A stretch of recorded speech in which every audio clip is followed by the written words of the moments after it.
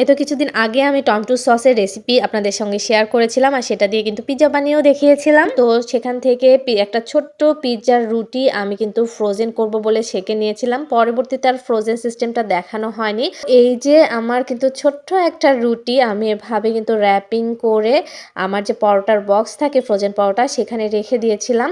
তো আজকে সন্ধ্যায় আসলে ঝটপট কিছু নাস্তা বানানোর মতো ছিল না, কিন্তু হঠাৎ করে মনে হলো যে এইটা দিয়ে বাচ্চাদের একটা ছোটখাটো পিজ্জা বানিয়ে দিলেই কিন্তু তারা ভীষণ মজা করে খাবে। আর সেই সঙ্গে আমারও আর কি দেখা হবে যে এই ফ্রোজেন রুটি দিয়ে পিজ্জাটা আসলে কেমন হয়।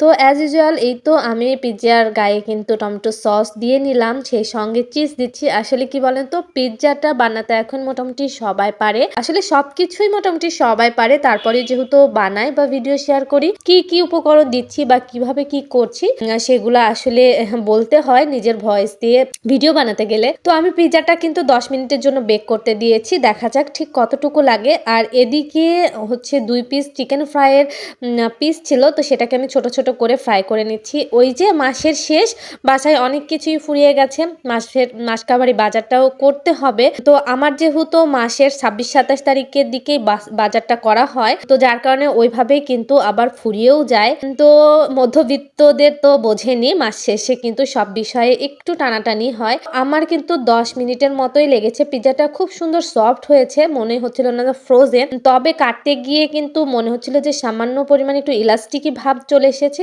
কারণ স্মুথলি কাটা যাচ্ছিল না, যেটা সঙ্গে সঙ্গে ডো রেডি করে পিজ্জা বানালে ঠিক যেমনটা হয় আর কি।